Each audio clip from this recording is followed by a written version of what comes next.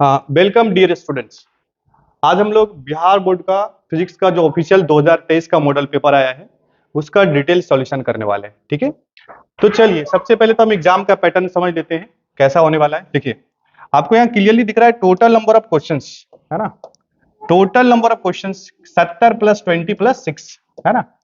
यानी कि 70 में 70 क्या है आपका ऑब्जेक्टिव क्वेश्चन आने वाला है, 20 आपका शॉर्ट आंसर टाइप और 6 आपके पास लॉन्ग, है ना। बट करना कितना है आपको, 70 में ऑब्जेक्टिव 35 भी करना है और शॉर्ट में 20 में 20 ही करना है और 6 में आपको 3 करना है। ठीक है, चलिए तो टोटल नंबर ऑफ जो मार्क्स आने वाला है देखिए उसके बारे में भी देख लेते हैं। 35 मार्क्स आपका ऑब्जेक्टिव हो गया, सॉरी ये 10 में आपको, ये 20 में आपको 10 ही करना है ना, तो ये 20 मार्क्स का ये शॉर्ट आंसर टाइप हो जाएगा। चलिए, और ये 3 मतलब कितना 15, तो टोटल आपके पास कितना हो गया 70 मार्क्स, है ना, 70 मार्क्स। ठीक है, तो चलिए यहाँ क्लियरली दिखा है, मेंशन है, इसमें ज्यादा कुछ सोच विचार नहीं करने का, तो हम क्वेश्चन से स्टार्ट करते हैं। चलिए चलो भाई आ जाओ।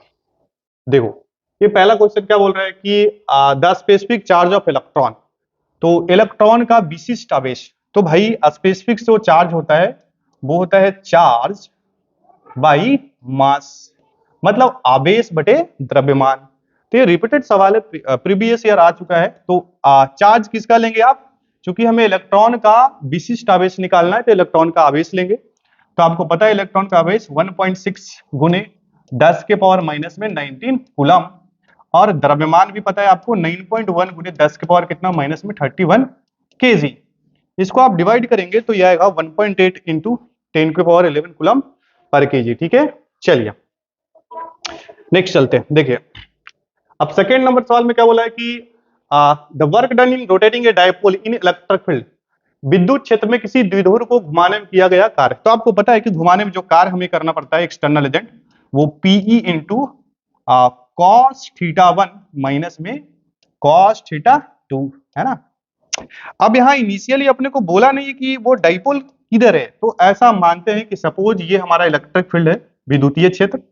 तो अगर कुछ नहीं बोलता है, हम ऐसा मान के चलते हैं कि जो डाइपोल है वो इलेक्ट्रिक फील्ड के अलोंग अलाइंड है, ये क्यू और माइनस क्यू और ये क्यू। तो इनिशियल अगर थीटा 1 की बात करें तो थीटा 1 की वैल्यू कितनी हो जाएगी, देखो 0। इसको हमने थीटा से रोटेट कराया है तो ये थीटा 2 हो गया हमारा। अब उसकी वैल्यू हमारे पास क्या है थीटा, तो थीटा 2 की वैल्यू हमारे पास कितना हो गया, देखो थीटा, है ना। चलो तो यहाँ पे वैल्यू रखेंगे तो बनेगा P I into cos theta की 1 की वैल्यू अगर 0 रखेंगे तो कॉस 0 डायरेक्ट लिखते हैं 1, और थीटा 2 कितना होगा 1 माइनस कॉस थीटा, है ना, 1 माइनस कितना कॉस थीटा। ठीक है, यानी कि वर्क डन का जो फार्मूला आने वाला है देखिए। अच्छा इसमें देखिए मैग्नेटिक मोमेंट दिया आपको, एवरीवेयर पीपी करना है, मिसप्रिंट है यहाँ पे, तो इसको आप पी कर लीजिए और इसको भी पी।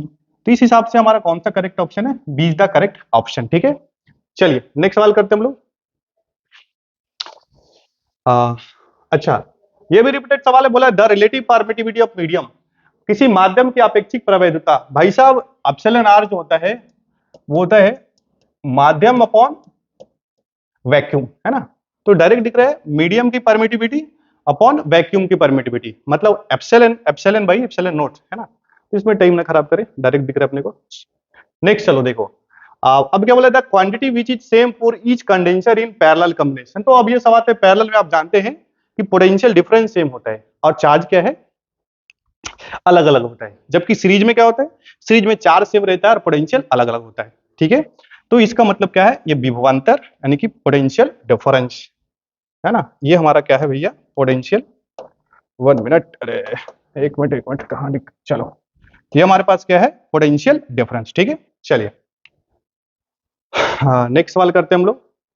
चलो देखो ये 5 नंबर क्या बोला है कि एक तार का प्रतिरोध क्या है आर है ना, इसे खींचकर व्यास आधा कर दिया जाता है, मतलब डायमीटर हाफ कर दिया जाता है, तो तार का प्रतिरोध होगा। तो ठीक है चलिए देखिए हम फार्मूला से सिंपली देख लेते हैं, आर बराबर हमारे पास क्या है रो एल बाई ए। इसमें देखिए चालाकी क्या करते हैं, हमको पता है कि आप खींच लीजिए चाहे छोटा बनाइए चाहे बड़ा बनाइए, आपका वॉल्यूम कंजर्व रहने वाला है, मतलब आयतन नहीं बदलता है। तो फॉर्मूला में हम मॉडिफिकेशन क्या करने वाले हैं, ए से मल्टीप्लाई और ए से डिवाइड कर देते हैं। इससे क्या बेनिफिट मिलेगा? देखिए फार्मूला का शकल बदल जाएगा। देखिए क्या बन जाएगा ये, रो रो ए एल और बाई क्या बनेगा, ए स्क्वायर, है ना। अच्छा, cross sectional area into length, ये वॉल्यूम होता है, मतलब अनुप्रस्थ काट का क्षेत्रफल गुने लंबाई, ये क्या बनेगा, आयतन। तो रो वी बाई कितना बनेगा हमारे पास, ए स्क्वायर। ठीक है, चलिए अब हम एक काम और भी करते हैं इस फॉर्मूले में। देखिए रो और भी तो वही रहेगा, और ए स्क्वायर की वैल्यू हम क्रॉस सेक्शनल एरिया की वैल्यू रख लेते हैं। तो क्रॉस सेक्शनल एरिया देखिए यहाँ पे, इसको हम यहाँ पे लिख लेते हैं। देखिए यहाँ पे आइए, इसको यहाँ पे ऐसा लिख लेते हैं। देखिए तो आर की जो वैल्यू आएगी, देखो आर की जो वैल्यू आएगी वो रो और वी। अच्छा, एरिया क्या होता है, pi by four D square. तो pi by four D square लिखते हैं, और इसका क्या करना होगा अपने को, स्क्वायर। तो आर का फॉर्मूला और क्या बनेगा, देखो रो वी अपॉन ये 4 चौके 16, तो क्या बन जाएगा 16 हमारे पास ऊपर में आ जाएगा। देखो और नीचे में कितना, पाई स्क्वायर, और यहाँ पे कितना d4 आ जाएगा। भाई क्या आ जाएगा, देखो d4। अब आपने क्या करा है, अब देखिए सिंपल सा बात है कि अगर रो तो फिक्स रहता है, वो तो बदलने वाला नहीं है।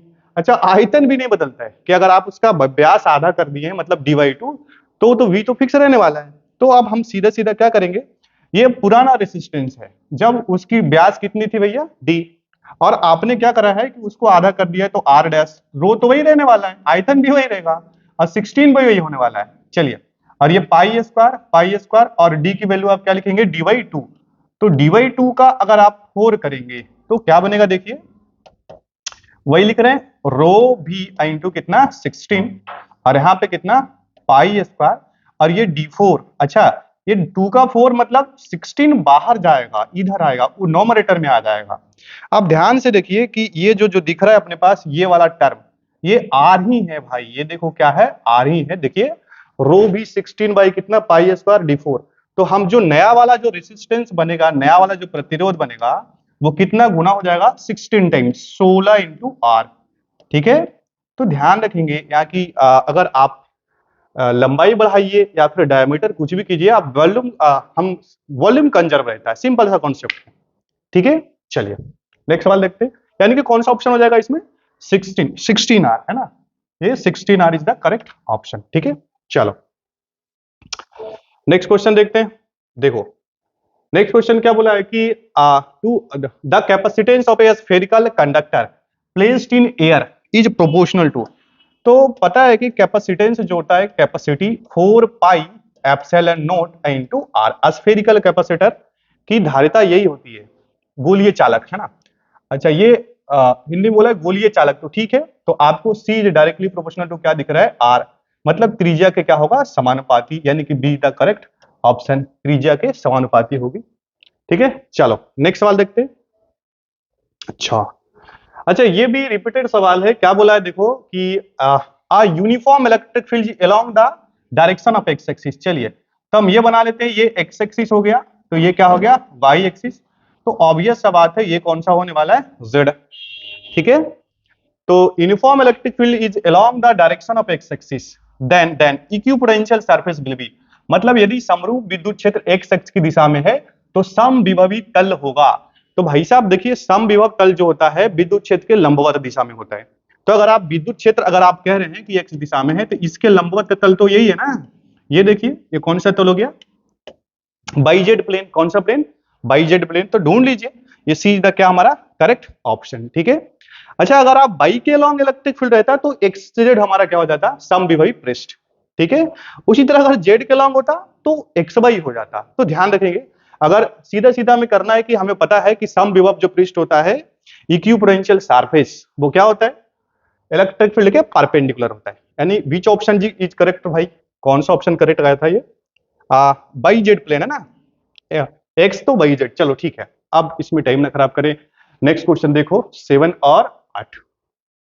अच्छा, अब ये क्या बोला है कि विद्युतशीलता यूनिट ऑफ परमिटिविटी। तो आपको पता है कि F बराबर क्या होता है, 1/4 पाई epsilon not Q1 Q2 by कितना R स्क्वायर। आपसे एप्सिलॉन नॉट की फॉर्मूला पूछा गया है, तो क्या लिखेंगे, Q1 Q2 by 4 pi F, 4 pi F into कितना R स्क्वायर। तो इसकी यूनिट निकाल लीजिए, ये कूलम कूलम यानी कि कूलम स्क्वायर हो जाएगा, फोर्स ये तो कांस्टेंट है, फोर्स का यूनिट न्यूटन और दूरी का मीटर स्क्वायर, यानी कि क्या वैल्यू बनेगी देखो, कूलम पर मीटर, सॉरी पर न्यूटन पर मीटर स्क्वायर। ठीक है, तो ढूंढ लो भाई कौन सा दिख रहा है, कूलम स्क्वायर न्यूटन पर पर न्यूटन पर मीटर स्क्वायर, यानी कि A is the correct option, यही दिख रहा है अपना, है ना। अरे भाई तुम क्यों परेशान कर रहे हो, चलो है ना, तो यानी कि A is the correct option. चलो आगे बात करते हैं।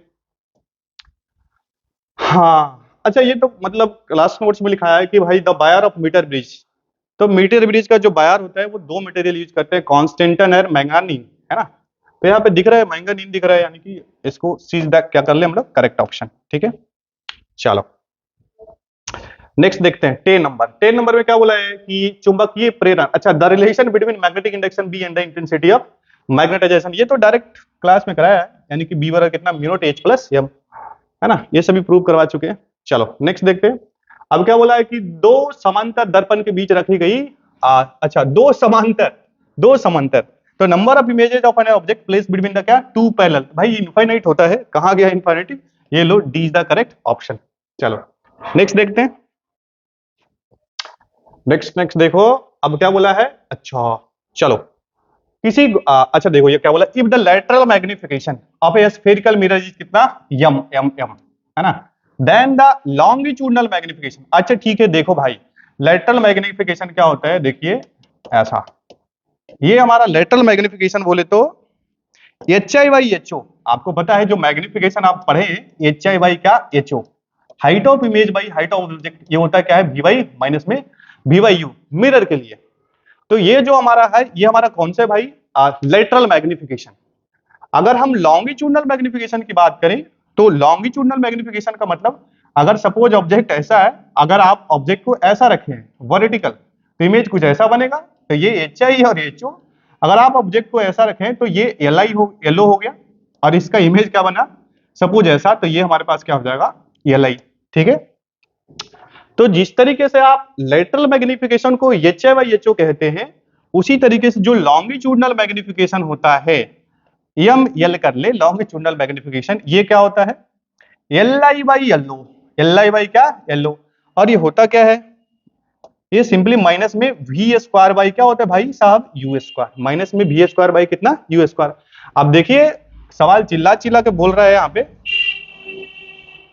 कि मैग्निफिकेशन जो हमारा जो लेटरल वो माइनस में वी बाई यू, तो सीधा सीधा इसका स्क्वायर हो जाएगा, यानी कि कितना बनेगा इसका स्क्वायर, यानी कि सिंपली जो लॉन्गिट्यूडनल मैग्निफिकेशन होता है वो लेटरल का कितना स्क्वायर।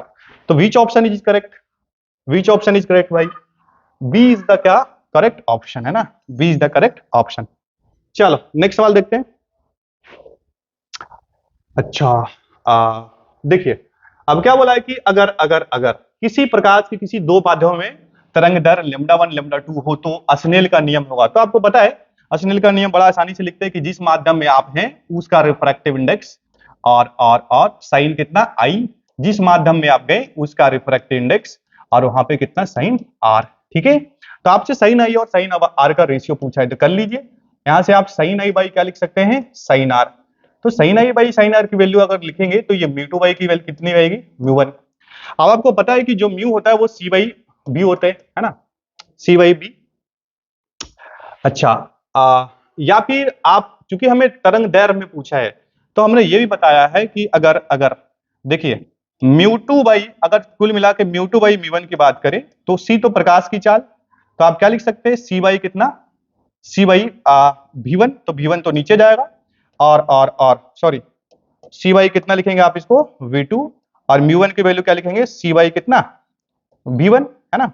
अच्छा यानी कि सी से सी कट जाएगा, इसका मतलब क्या है कि mu two by mu one की जो वैल्यू आएगी देखो V1 बाई कितना V2। अच्छा अब पता है V जो होता है प्रकाश की जो रफ्तार होता है वो क्या होता है फ्रीक्वेंसी इंटू तरंग दैर्घ्य, यानी कि ये फ्रीक्वेंसी और ये कितना लेमडा वन लिखिए और इसको क्या लिखिए एफ इंटू लेमडा टू। आपको पता है कि प्रकाश अगर एक माध्यम से दूसरे माध्यम में जाती है तो फ्रीक्वेंसी बदलता नहीं है, दैट्स वाई हमने इसको एफ लिखा और एफ लिखा, तो सिंपल है।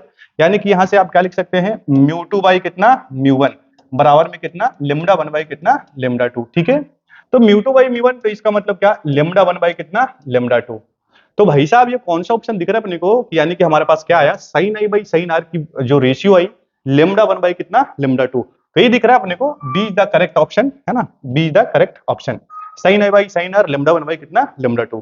ठीक है, चलो नेक्स्ट सवाल देखते हैं 13 और चलो 14। अब ये क्या बोला कि the air bubble inside the water shines due to, ये टीआईआर मतलब किस कारण से वायु का बुलबुला पानी में चमकता है, तो भैया पूर्ण आंतरिक परावर्तन, इसमें कुछ तो सोचना ही नहीं, यानी कि see the correct option TIR, total internal reflection. अच्छा नेक्स्ट क्वेश्चन देखते हैं। अब ये क्या बोला है कि दो उत्तल लेंस परस्पर संपर्क में रखें तो समतुल्य, ऑब्वियस सब आते भाई कि एक ये लेंस लो और एक ये लेंस, इसकी फोकस दूरी सपोज f1 है और इसका भी f2, तो उत्तल भाई साहब ये भी पॉजिटिव है और ये भी क्या है पॉजिटिव है, इसको कंबाइंड जो इफेक्ट बनेगा यानी कि इक्विवेलेंट जो बनेगा 1 बाई इक्विवेलेंट कितना बनेगा 1 बाई f1 प्लस कितना 1 बाई f2, तो भाई साहब ये भी तो पॉजिटिव ही आएगा ना, तो इसमें क्यों टाइम खराब कर रहे हैं सर, कि अगर दो कॉन्वेक्स लेंस है तो उनका इक्विवेलेंट क्या बनेगा कॉन्वेक्स लेंस बनने वाला है। चलो आगे करते हैं हम लोग देखो 16 नंबर।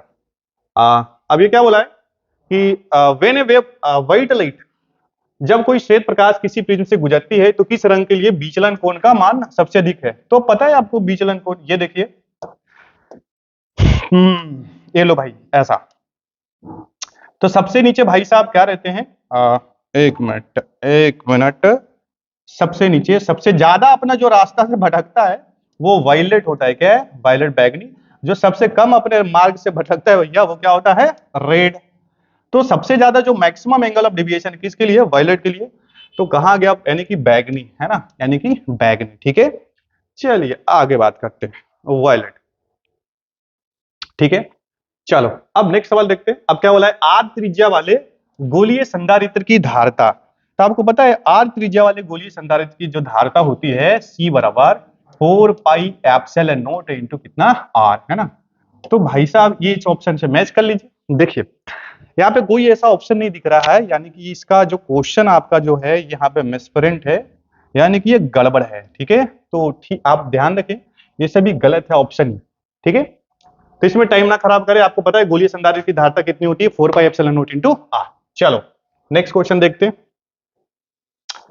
देखो देखो भैया अब नेक्स्ट पूछा है कि the ratio of electric field intensity due to electric dipole in axial position and equatorial, अरे बाबा ये तो कराया माइनस क्यू और ये कितना लो प्लस क्यू, तो भाई साहब ये एक्सियल लाइन है, एक्सियल लाइन पे इलेक्ट्रिक फील्ड कितना होता है 2 kp बाई कितना आर क्यू, और ये इक्वेटोरियल लाइन पे कितना होता है ये बराबर कितना ईबी कर लेते हैं इसको KP by R Q, KP by कितना आर क्यू, तो आपको पता है कि आपको एक्सियल बाई इक्वेटोरियल तो ईए बाई ईबी, ये बाई ईवी कर लीजिए, तो सीधा सीधा 2 kp और बाई कितना आर क्यू, और डिनोमिनेटर में kp बाई कितना आर क्यू, ये कट गया यानी कि 2:1 यानी कि B is the correct option. ठीक है चलो आगे आगे बढ़ते हैं।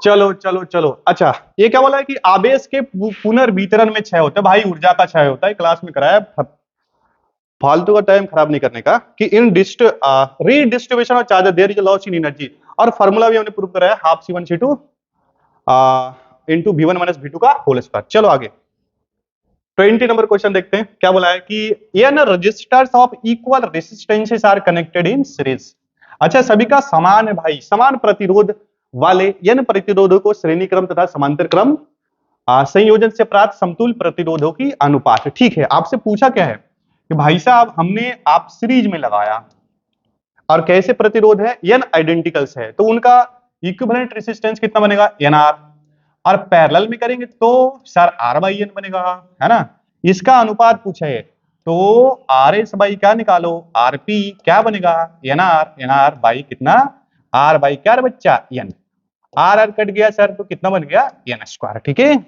यानी कि B is the correct option. चलो आगे बढ़ चलते हैं। अरे भैया नेक्स्ट क्या है, when an electric dipole is inside the closed surface then the electric flux on the surface will be, चलो ये तो बड़ा आसान है, क्या करते हैं आप, एक हमारे पास क्लोज सरफेस है और इसके अंदर आपने क्या रखा है इलेक्ट्रिक डायपोल, तो इलेक्ट्रिक डायपोल कॉम्बिनेशन होता है माइनस क्यू और प्लस क्यू, आप पता है कि जो फ्लक्स होता है विद्युतीय फ्लक्स वो क्यू इनसाइड बाई कितना होता है एप्सिलॉन, और क्यू इनसाइड क्या है इन दोनों का सम, तो माइनस क्यू और प्लस क्यू दोनों का इफेक्ट क्या हो जाएगा जीरो, यानी कि कुल मिलाकर क्या ऑप्शन हो जाएगा zero is the correct option. ठीक है, शून्य हो जाएगा भैया। चलिए आगे चलते हैं। चलो चलो चलो, अब क्या बोला गया है कि tangent galvanometer is maximum sensitive when it's deflection angle. अच्छा, टेंजेंट गैल्वेनोमीटर अधिकतम सुग्राही। पहली बात तो आप समझे कि सेंसिटिविटी का मतलब क्या होता है। जैसे आप किसी भी इंस्ट्रूमेंट बनाते हैं तो हमें कोशिश करते हैं कि उसका सेंसिटिविटी ज्यादा हो। ऐसा इसलिए कह रहे हैं कि आप एक सिंपल से एग्जांपल से समझिए। जैसे कि आपको अगर गोल्ड को मेजर करना है तो आप ऐसा नहीं कि जहां गेहूं पिसवा रहे हो वहां मेजर कीजिएगा, है ना, क्योंकि उसमें 5-10 ग्राम तो फर्क ही नहीं पता चलेगा। इसका मतलब क्या है कि कौन जल्दी रिस्पॉन्स कर रहा है। जहां हम गोल्ड वाला मेजर कर रहे हैं और जहां गेहूं हम लोग टॉल मेजर कर रहे हैं भैया, वो कम लेस सेंसिटिव है। उसको 5 ग्राम 10 ग्राम सर तो फर्क ही नहीं पड़ता है। तो सिंपल सा बात है, सेंसिटिविटी का मतलब क्या हुआ कि कितना जल्दी वो कोई भी इंस्ट्रूमेंट हमारा रिस्पॉन्स कर रहा है। तो इस पार्टिकुलर टेंजेंट गैल्वेनोमीटर जो दिख रहा है, इसके लिए सेंसिटिविटी का जो फार्मूला है, देखिए एक फार्मूला लिख रहे हैं आपसे, जो डी थीटा है ये होता है हाफ साइन 2 थीटा, और यहाँ पे डी आई बाई आई। देखिए इसके लिए जो हमारा सेंसिटिविटी का जो फार्मूला बनेगा वो बनेगा भैया ऐसा कि deflection produce per unit fractional change in current. Deflection produce per unit fractional change in current is called what? Sensitivity. इसको हम क्या बोलते हैं? सेंसिटिविटी। ठीक है, अब इसकी वैल्यू क्या हो जाएगी? देखो हाफ साइन 2 थीटा। अब इसके बारे में बोला है कि ये मैक्सिमम कब होगा? भाई साहब ये मैक्सिमम तब होगा जब ये साइन थीटा की वैल्यू को मैक्सिमम हो जाए। और साइन 2 थीटा की मैक्सिमम वैल्यू कितनी होती है? 1। इसका मतलब 100% सर 2 थीटा कितना होगा? Pi by 2। इसका मतलब थीटा कितना? पाई बाई 4। यानी कि हमारा जो टेंजेंट गैल्वेनोमीटर है ये मैक्सिमम सेंसिटिविटी इसका होगा, सेंसिटिव होगा, जब जब इसका इसका जो एंगल कितना बनाए, ये थीटा कितना हो जाए? Pi by 4। यानी कि B is the correct option.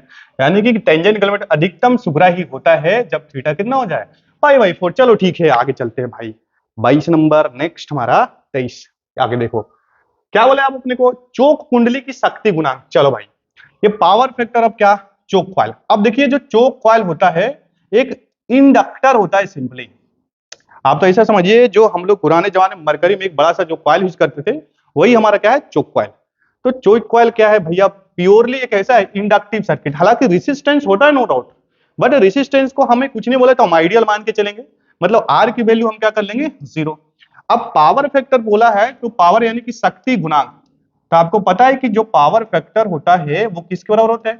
cos phi के बराबर होता है ना। तो cos फाई यानी कि इसके लिए फाई क्या है? Phase angle. तो भाई साहब ये देखिए हमारा प्योर इंडक्टिव सर्किट है। तो इंडक्टिव सर्किट के लिए जो फेज एंगल होता है उसमें वो कितना होता है भैया? 90 डिग्री। तो cos यहाँ पे कितना लिखें? ये कितना फेज डायग्राम बनाया हमने, तो cos 90 कितना होता है? 0। तो कुल मिला के इसका क्या हो जाएगा? देखो इज द करेक्ट ऑप्शन। अरे भाई ये जैसे कि हमने 3 बेसिक सर्किट बनाया है, प्योरली रेसिस्टिव, प्योरली इंडक्टिव और प्योरली कैपेसिटिव। रेसिस्टिव सर्किट में करंट एंड वोल्टेज आ रही है same phase, purely capacitive circuit में करंट लीड करता है और इंडक्टिव में वोल्टेज लीड करता है। चलो सिंपल है, आगे चलते हैं।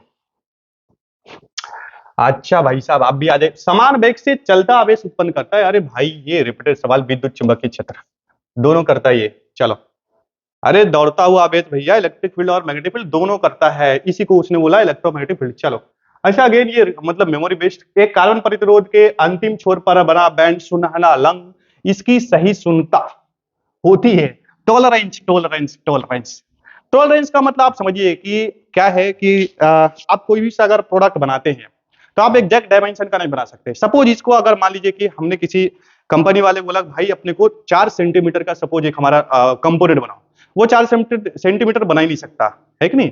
तो उसके लिए हम क्या बोलते हैं? उसको परमिसिबल कुछ अलाउंस देते हैं। मतलब कि आप या तो इससे 4 सेंटीमीटर से थोड़ा ज्यादा बना सकते हैं या फिर कम। तो इसके लिए हम टॉलरेंस देते हैं। तो वही है सिंपल कि जो हमारा जो ये इसे पढ़ा चुके, इसमें टाइम खराब नहीं करने का रहे। गोल्डन के लिए टॉलरेंस कितना होता है? 5%। चलो हाँ भाई साहब, फ्राइडे नियतम का मात्रक है ये तो कूलम पर मोल। चलो है ना, इसमें क्या करना है कि जैसे एक फराड क्या होता है? एक फराड क्या होता है भैया? अरे अरे अरे अरे एक मिनट, एक फराड कितना होता है, देखिए 1 फराड बराबर कितना होता है, 96,500 कूलम पर मोल। तो सिंपल है, इसका कूलम पर मोल यूनिट होगा। चलो आगे, चलो चलो चलो चलो चलो।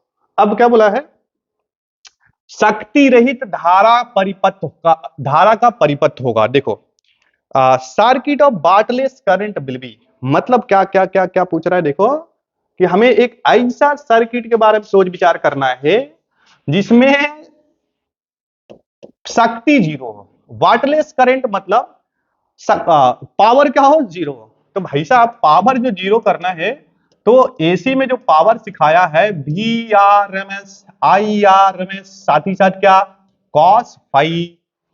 तो भैया ये जो पावर जीरो तभी होगा जब आप कॉस फाई की वैल्यू जीरो कर लीजिए, है कि नहीं। तो कॉस फाई जीरो कब होगा, जब फेज एंगल 90 डिग्री हो जाए। तो आपको सिखाया है भाई साहब, प्योर रेसिस्टिविटी तो कभी हो ही नहीं सकता। फेज एंगल या तो प्योरली इंडक्टिव में भी हो जाएगा और किस में हो जाएगा, कैपेसिटिव में हो जाएगा। ये दोनों में फेज एंगल कितना होगा आपके पास, 90 डिग्री, है ना। 1 मिनट। तो फेज एंगल जब 90 डिग्री होगा तो सिंपली क्या है कि उसमें कॉस फाई क्या होगा, 90 रखेंगे तो जीरो, यानी कि पावर कितना होगा, जीरो हो जाएगा। तो इस हिसाब से कौन सा है, बी एंड सी, है ना। देखिए यहां भी मिसप्रिंट है, बोथ ए एंड सी, यानी कि आप इसको इसको इसको सी कर लीजिए, है ना, बोथ सी एंड बी, ठीक है। यानी कि हमारे पास जो ऑप्शन जो मैच कर रहे हैं यहां से, कौन सा कर रहे हो भैया, D is the correct option. Wattless current का मतलब हुआ कि ऐसा सर्किट हमें बताना है जिसमें पावर जीरो हो। तो पावर का formula VRMS IRMS cos phi zero कर रहे हैं, तो वो तभी जीरो होगा जब फाई कितना हो जाए, फेज एंगल 90 डिग्री। चलो भैया ये सब सभी आता है सर, आगे बात कीजिए। अच्छा ये तो अभी, चलो आगे। द फेज डिफरेंस बिटवीन, अरे भैया waves, the phase difference between electric waves and magnetic wave and electromagnetic wave, तो ये जीरो होता है। आपको पता है इधर भाई साहब इलेक्ट्रिक फील्ड होते हैं और इधर क्या होता है, मैग्नेटिक फील्ड, और दोनों सेम फेज में क्या करते हैं, ऑसिलेट करते हैं और म्यूचुअली परपेंडिकुलर भी होते हैं। यानी कि ये क्या हो गया हमारे पास, 0 डिग्री, यानी कि विद्युत चुंबकीय तरंग, विद्युतीय तरंग एवं चुंबकीय तरंग के बीच का अंतर कितना होगा, शून्य होगा। चलो आगे। हाँ हाँ सर, ठीक है सर। यदि समान फोकस दूरी एफ के दो लेंस संपर्क में समान प्रधान अक्ष पर रखा जाए तो समतुल्य। चलो सर ऐसा, सर ये लो, इसका भी एफ इसका भी एफ, ये तो बताने का मन नहीं है। एफ इक्विवेलेंट पता है ये कितना हो जाएगा, 1/f1 plus 1/f2, 1/f plus कितना, 1/f, तो कितना हो जाएगा, 2/f। पलटी मार दीजिए सर, तो एफ इक्विवेलेंट कितना बन जाएगा, देखो एफ बाई कितना 2। विच option is see the correct option. आगे चलो,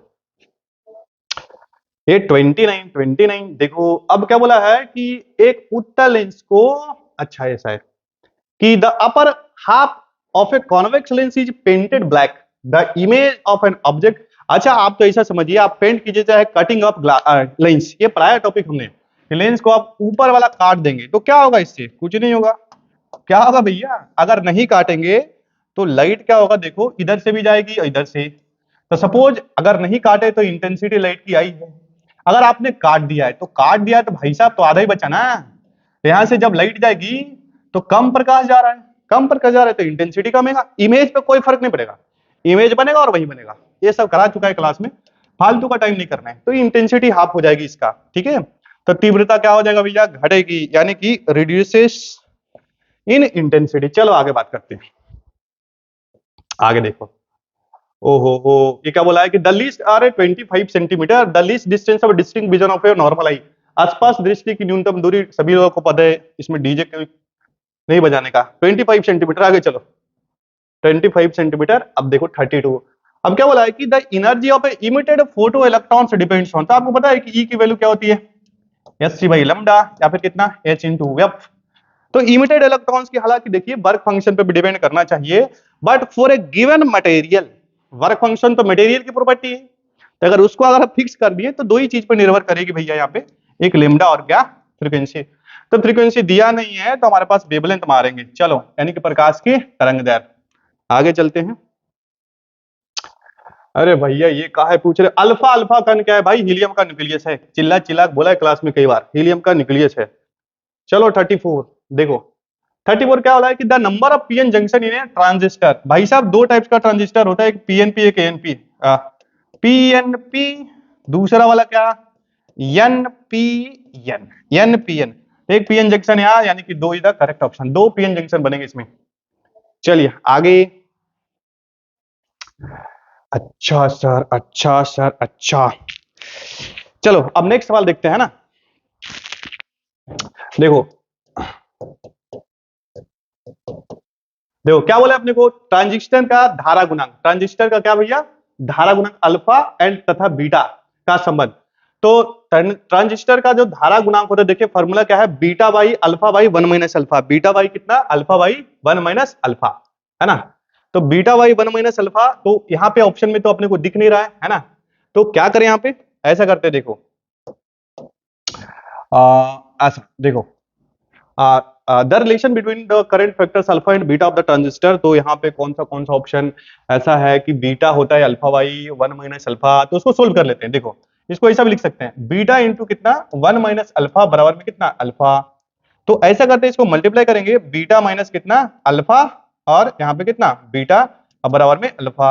ऐसा करो, ऐसा करो, कैसा करें सर, देखो इसको इस राइट ट्रांसफर कर लेते हैं, तो बीटा की जो वैल्यू आएगी देखो कितना आएगा, अल्फा प्लस कितना, अल्फा प्लस कितना, अल्फा प्लस इंटू बीटा, है ना। तो यहां से आप क्या करेंगे, अल्फा कॉमन लेंगे, तो वन प्लस कितना बनेगा, बीटा।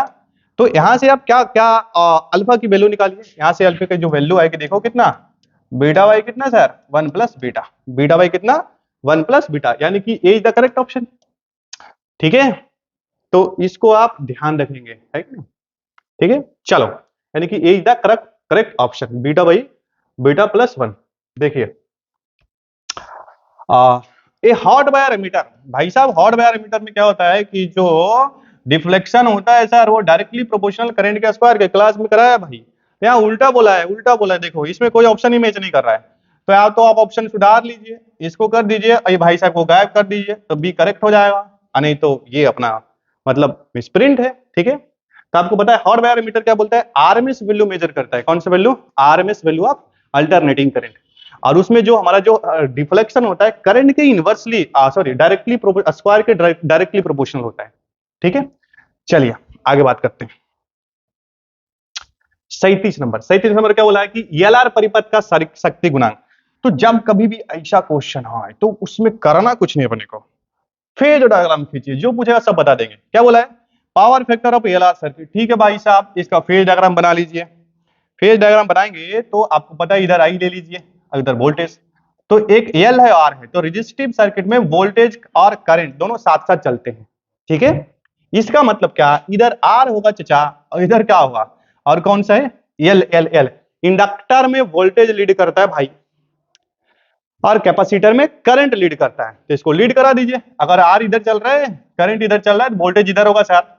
और एल के लिए हमारे पास क्या होता है, एक्सेल एक्सेल एक्सेल, है ना, एक्सेल। तो एक्सेल इधर हो जाएगा, तो भाई साहब ये रिजल्टेंट होगा, ये इंपेडेंस जेड कहलाएगा। ये लीजिए, ये थीटा, ये सॉरी फाई कर लेते हैं इसको, शक्ति गुणांक ये हमारे पास क्या है, फाई। यहाँ एक राइट एंगल ट्रायंगल बना लेते हैं, एक राइट एंगल ट्रायंगल बना लेते हैं। तो यहां से अगर हम cos फाई की वैल्यू लिखें, cos फाई की वैल्यू लिखें तो क्या बनेगा, R by Z, R by कितना, जेड, इंपिडेंस इंपिडेंस, तो जेड की वैल्यू यही बनेगी, देखो root under R square plus XL का स्क्वायर, तो कितना बनेगा देखो, cos फाई बराबर में कितना, आर बाई रूट अंडर कितना कितना कितना, आर स्क्वायर और प्लस एक्सएल होता है भाई साहब, एक्सएल होता है omega into L, omega into L. तो इसको अगर लिखेंगे तो ओमेगा स्क्वायर और क्या बनेगा, एल स्क्वायर, यानी कि बीच ऑप्शन इज करेक्ट भाई। ओहो, ये करेक्ट है, देखिए ये दिख नहीं रहा है, यानी कि सी इज द कैसा correct, R by root under R square plus omega square L square छुपा हुआ है। चलो अगेन देख लेते हैं, इसको ऊपर करके देखिए, यही यही आंसर आया था, यानी कि सी इज द क्या करेक्ट ऑप्शन। चलो ये हमारा पावर फैक्टर हो गया एलआर सर्किट का। आगे आइए, अच्छा which of the following maximum, अरे भाई पेनिट्रेटिंग पावर गामा की सबसे ज्यादा होती है। चलो नेक्स्ट, अच्छा 39 भी आसान सा सवाल है। आप जानते हैं कि आर की जो वैल्यू होती है वो कितनी होती है भैया, आर नोट इंटू ए के पावर कितना, 1/3। क्या बोलता है, the relation between the mass number and the radius of nucleus. तो रेडियस ऑफ जो न्यूक्लियस होता है R naught into mass number का पावर 1/3, तो ये समानुपाती, मतलब ए के पावर कितना, 1/3। चलो ठीक है, आगे अच्छा आपको पता है ये तो बचपने से पढ़ते आ रहा है, न्यूक्लियर फ्यूजन होता है भैया, नाभिकीय संलयन होता है सूर्य की ऊर्जा का कारण। चलो आगे। और ये 41 नंबर सवाल क्या बोला है कि the equivalent energy of 1 kg मास। तो भाई साहब आइंस्टाइन चाचा कब काम देंगे, ई बराबर कितना, mc², m की वैल्यू 1 रख लीजिए, और c हमारे पास कितना है 3 गुने 10 के पावर कितना 888, तो कितना बनेगा 9 गुने 10 के पावर कितना 16। भाई साहब 9 तो अरे एग्जैक्टली इतना नहीं होता है 3 रे, इसको अप्रोक्स एग्जैक्टली रखेंगे तो अप्रोक्स हमने कर लिया, तो ये 9 को लगभग आप 10 मान लीजिए, तो 10 और इंटू कितना 10 के पावर कितना 16, तो 10 के पावर कितना आएगा 17 हो जाएगा। यानी कि विच ऑप्शन, इतना जूल, इतना क्या joule, which option is correct है बाबा, ये सी इज द क्या correct option, 10 to power 17 joule. चलो आगे देखिए, ये क्या बोला है कि रिवर्स बाय, आपको चिल्ला चिलक बोला है जेनर डायोड और फोटो डायोड ये दोनों कैसे होते हैं, रिवर्स बायस्ड होते हैं, और एलईडी कैसा होता है फॉरवर्ड बायस। यानी कि कौन सा ऑप्शन हमारा करेक्ट है भाई, ए एंड सी है ना, ए एंड क्या सी। चलो नेक्स्ट क्वेश्चन देखते हैं। चलो अब क्या बोला है देखो कि Boolean expression for NAND gate. तो भाई साहब नैंड गेट का मतलब क्या, एंड नहीं, तो नैंड एंड का बुलियन एक्सप्रेशन क्या होता है, बाई बराबर कितना ए इंटू बी। अब वो नहीं चाहिए मतलब बार लगा दीजिए, यानी कि ए इंटू बी पर क्या बार, ए इज द करेक्ट ऑप्शन। चलो आगे देखते हैं। अच्छा अब नेक्स्ट क्या बोला है कि the resolving power of a human आई। भाई साहब रिजॉल्विंग पावर ऑफ ह्यूमन आई कितना होता है 1 मिनट है ना, और 1 मिनट का मतलब कितना 60 सेकेंड, एक ही चीज है। अच्छा ये टाइम वाला मिनट सेकंड नहीं, ये एंगल वाला है, 1 मिनट मतलब कितना 1/60 कितना डिग्री, तो ठीक है ये B is the correct option. चलो आगे देखते हैं, चलो आगे देखते हैं भाई। अब क्या बोला है कि the quantities which remains conserve in a nuclear reaction. तो भाई साहब न्यूक्लियर रिएक्शन में चार्ज भी कंजर्व रहता है, ओहो, आवेश भी कंजर्व रहता है, और कोणीय संवेग, अच्छा ये रेखीय, मतलब सभी कंजर्व हो जाएगा है कि नहीं। इसका मतलब क्या है कि इसका न्यूक्लियर रिएक्शन में उपरोक्त सभी, ठीक है। तो आगे बढ़ जाते हैं, न्यूक्लियर रिएक्शन में सभी कंजर्व रहता है भाई। चलो चलो क्या बोला है कि which one of the following will have maximum refractive index. तो ठीक है भाई, आपको दिख रहा है डायमंड का सबसे ज्यादा होता है रिफ्रैक्टिव इंडेक्स। चलो नेक्स्ट नेक्स्ट देखते हैं।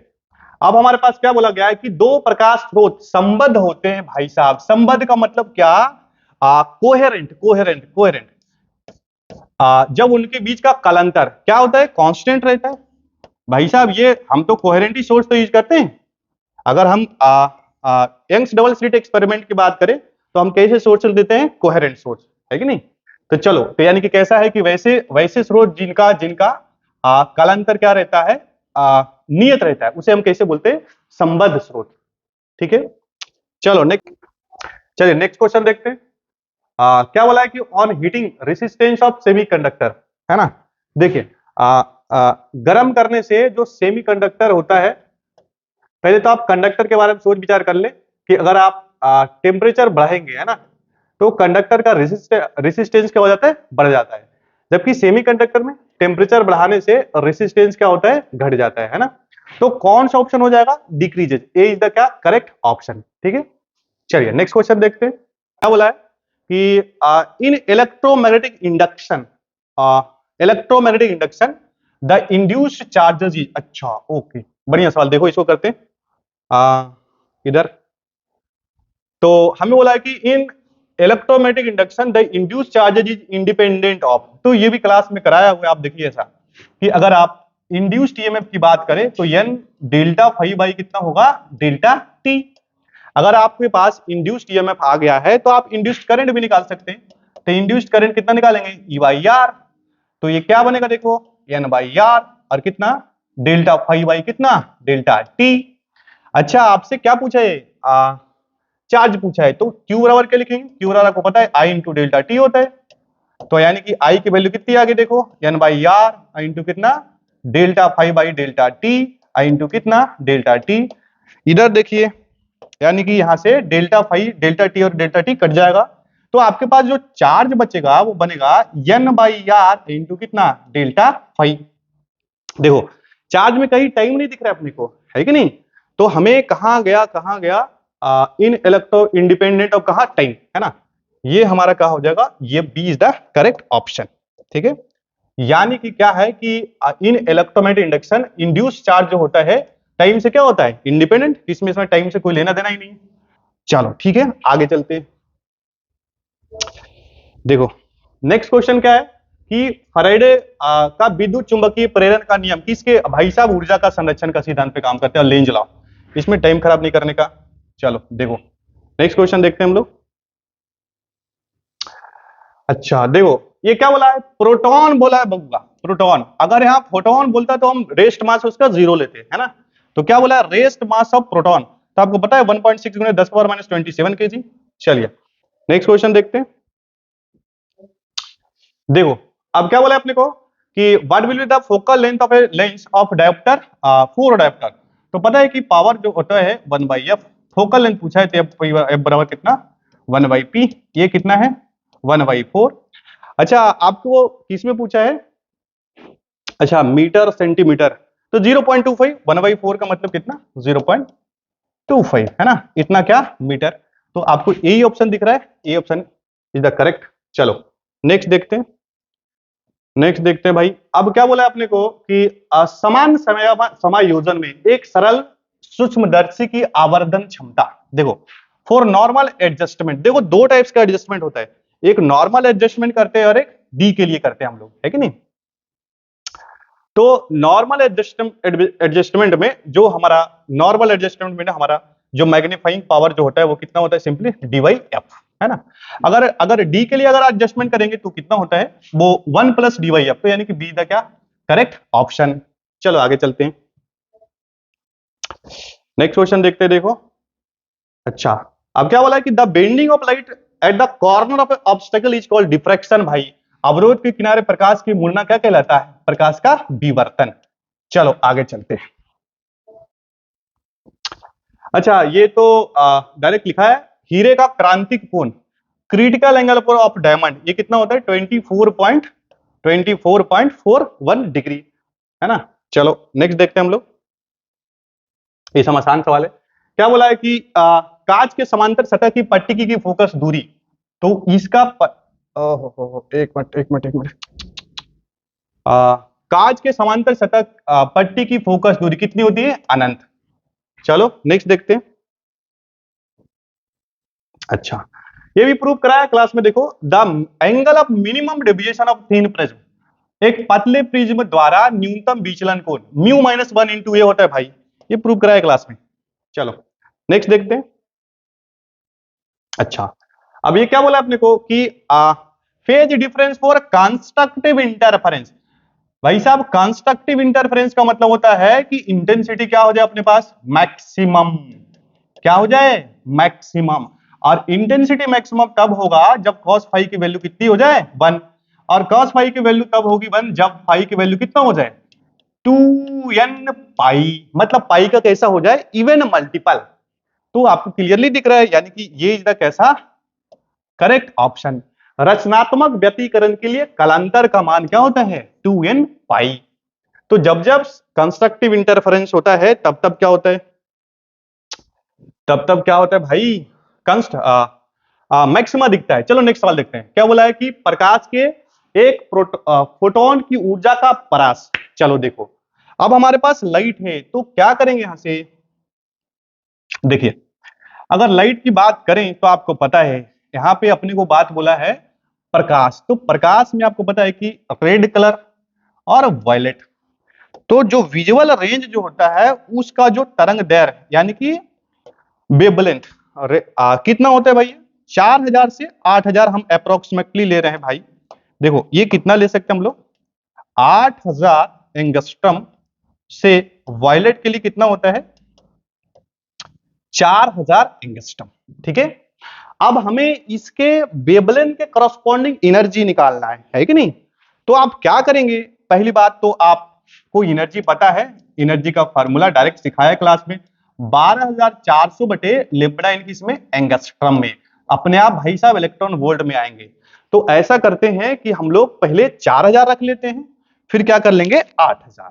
चलो इसको ऐसा कर लेते हैं, देखो यहां पे देखो तो E की जो वैल्यू आएगी देखो कितना 12400 और बटे बटे लेम्डा की वैल्यू आप क्या रखेंगे 4000 एंगस्ट्रम, है ना। तो यहां से क्लियरली दिख रहा है कि ये दोनों भाई साहब कट जाएंगे तो हमारे पास क्या बचेगा, देखो 12400 और बटे कितना, ये कितना आ गया देखिए 1 2 और 4 और बटे बटे बटे 12400, ये सही है ना।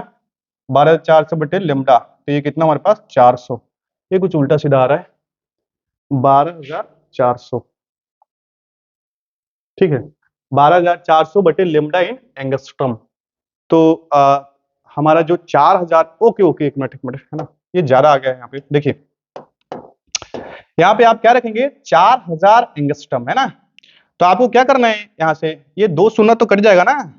अब देखिए 2 शून्य खत्म हो जाएगा तो यहाँ से क्या बचेगा, देखिए ये सिंपली क्या बनेगा 124 बटे 14। इसको जब डिवाइड करेंगे तो कितना आता है, डिवाइड कीजिए इसको, कितना आता है, इसको डिवाइड करेंगे तो कितना आएगा 3 पॉइंट कितना 1 इलेक्ट्रॉन वोल्ट, है ना। और एक बार 8000 से डिवाइड करेंगे तो कितना होगा 12400 और बटे कितना 8000, है ना, 8000 एंगस्ट्रम। अगेन 2 शून्य भाई साहब जाएगा 124 और बटे 80, इसको डिवाइड करेंगे कितना आएगा 1.55, है ना, इलेक्ट्रॉन वोल्ट। तो 1.55 को आप 1.6 कह सकते हैं और 3.1 को लगभग आप 3.2, मतलब 20 द क्या करेक्ट ऑप्शन, ठीक है।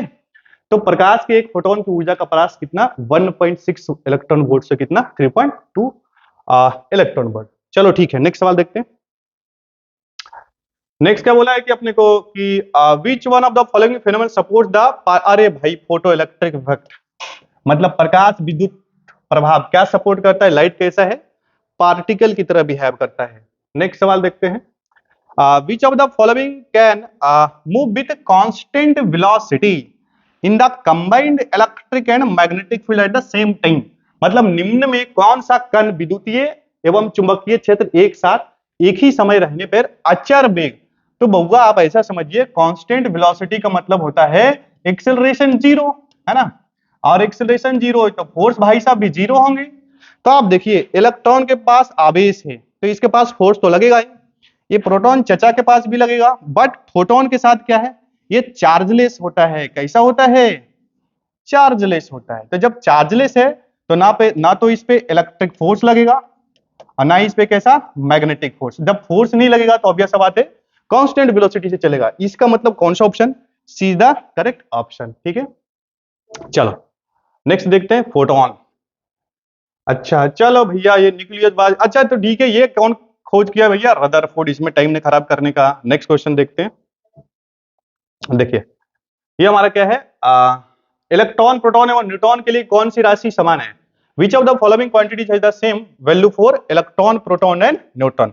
तो देखो ऐसा है कि मास तो कभी नहीं होगा, है ना, और चार्ज भी नहीं होगा, क्योंकि आपको देखिए आप पे इलेक्ट्रॉन प्रोटॉन और न्यूट्रॉन भी बोला है, तो जब न्यूट्रॉन बोला है तो चार्ज भी नहीं बराबर होगा।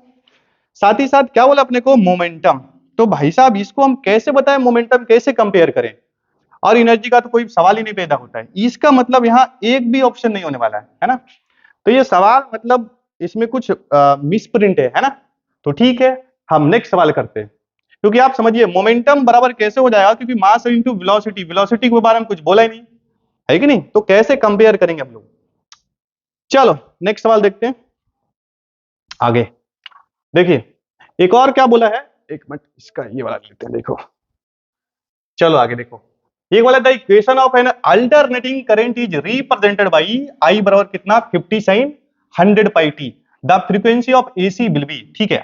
चलिए आपको जो जनरल इक्वेशन जो आपको पता है, आई बराबर क्या होता है I naught sine sine sine omega T, है ना। देखिए यहां अगर आप कंपेयर करेंगे, ओमेगा क्या है, ओमेगा क्या है, ये इसको बोलते हैं हम लोग angular, angular frequency, angular frequency, है ना।